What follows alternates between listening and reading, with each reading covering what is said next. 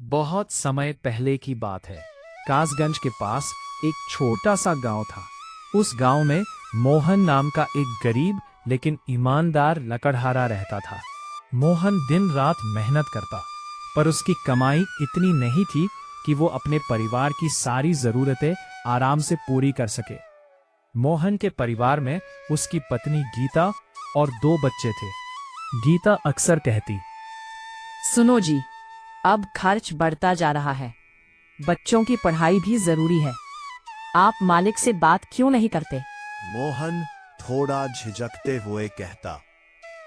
ठीक है, आज मैं बात जरूर करूंगा।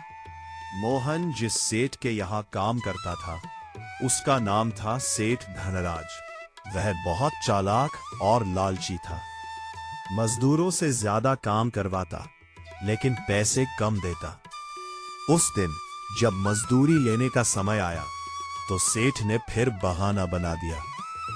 अभी बाजार मंदा है, इसलिए इस बार आधी मजदूरी ही मिलेगी। मोहन भी उदास होकर घर लौट आया।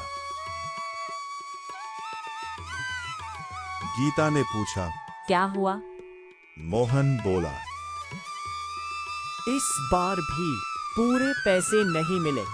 अगले दिन मोहन ने सोचा कि वह कोई दूसरा काम ढूंढेगा। वह पूरे दिन गांव में इधर उधर भटकता रहा, लेकिन कहीं काम नहीं मिला। फिर वह जंगल की ओर चला गया।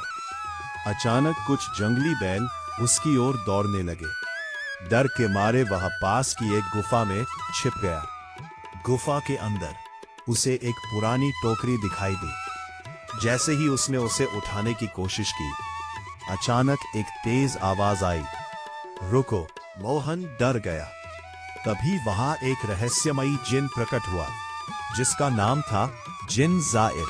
जिन बोला, डरो मत, तुम एक सच्चे और ईमानदार इंसान हो, इसलिए तुम यहाँ तक पहुँच पाए हो।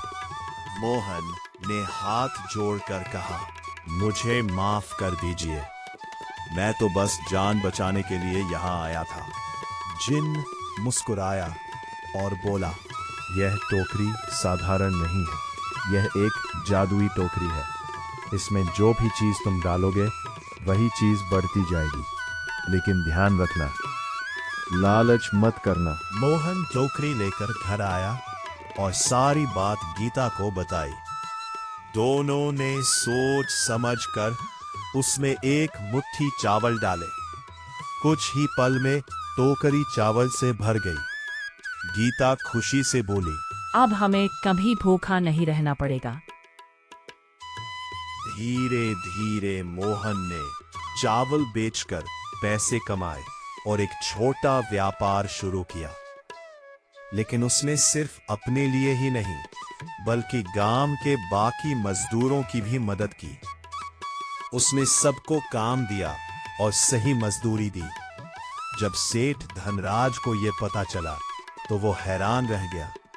उसके पास अब कोई मजदूर नहीं बचा था। कुछ समय बाद मोहन गांव का सबसे सम्मानित व्यक्ति बन गया। उसने कभी लालच नहीं किया और हमेशा जरूरत के हिसाब से ही टोकरी का उपयोग किया।